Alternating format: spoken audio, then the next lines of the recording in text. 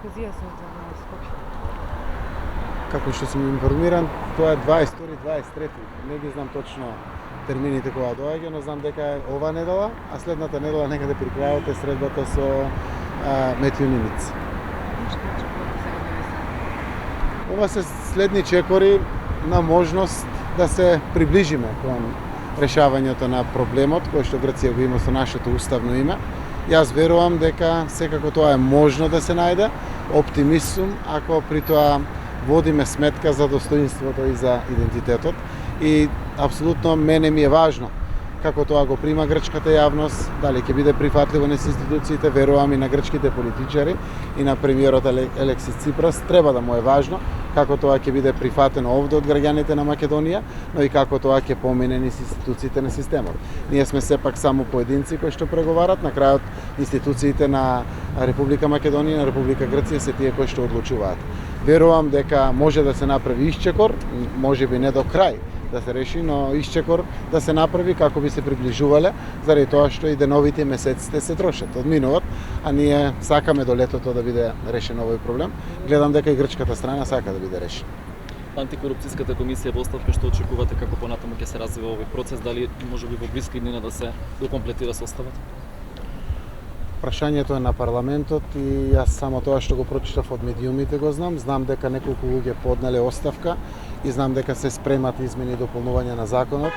Она мене што ми е важно, јас ќе го кажам.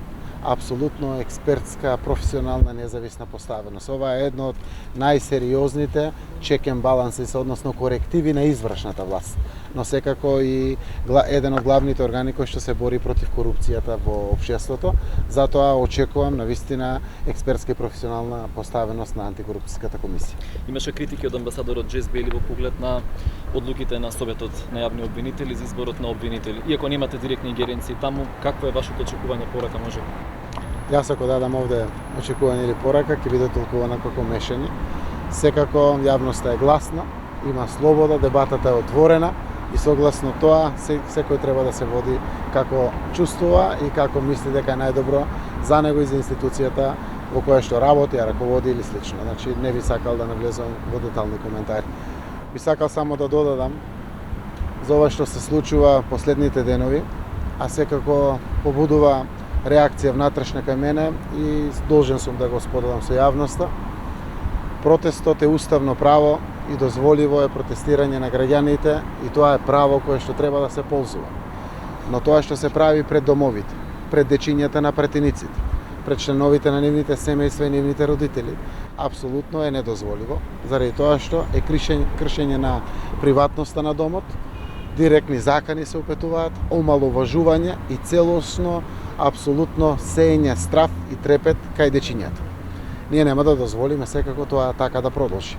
Министерството за внатрешни работи презема действија. Овде има неколку кривични дела кои што се прават, но сакам да знаат сите дека дечињата на пратениците, лично јас и се што постои околу мене ќе ги заштитам.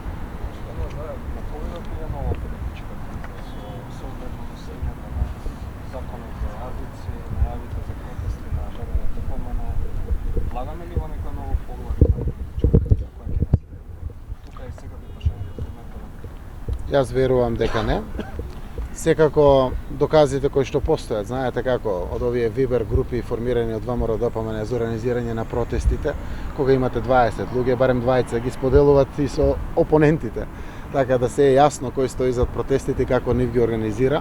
И апсолутно е јасно кој какви пари прима и од каде прима пари, убаво е барем да споделат со тие по 30-40 луѓе и парите кои што ги добиват за ваквите протести.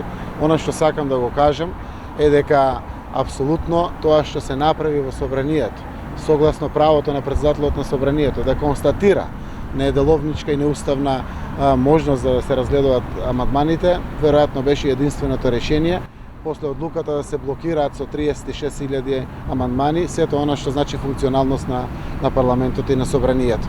Она што е важно и треба да го сватат сите. Ние сме мултиетничка земја. Многу е лесно да го посеете семето на национализмот во мултиетничка земја.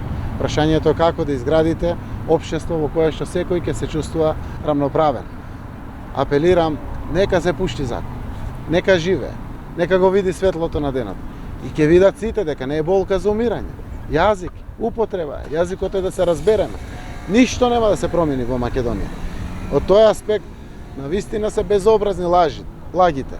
Да се зборува дека, не знам, во Источна Македонија ќе морало да се учи албански јазик. Имало казни ако не се знаело. Администрацијата ќе морала да учи албански јазик или слично. Аманте луѓе, ова се лаги со опашки. Пуштете го законот.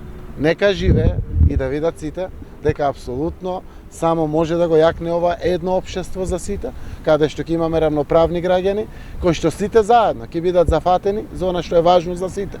А тоа е здравство, образование, економија, инфраструктура, борба против корупцијата, она што живот значи за сите граѓани. За политичката криза сметате дека Не, апсолутно мислам дека не. Заради тоа што работните групи, колку што ја знам, продолжуваат, разговараат за реформите.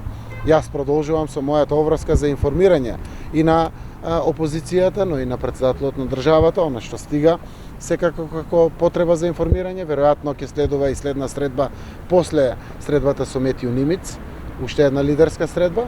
Апсолутно тоа за мене е обврска на сите чинители во општеството и треба да продолжиме во тој правец. Верувам дека ниту мали шанси има за било каква политичка криза во државата. проширувањето на парламентарното мнозинство најавивте, дека имаше и коментари од Каравари од Алијанса за албанците. Можно ли е, ќе почнавте преговорите да се прошири парламентарното мнозинство? Не сум се уште почнал, ова недела планирам да почнам разговори, да разговарам со партиите кои што имаат пратеници во собранието, а досега не се дел од парламентарното мнозинство и како ќе течат преговорите, веднаш ќе споделувам и соопштувам преку вас, новинарите и медиумите, до јавност.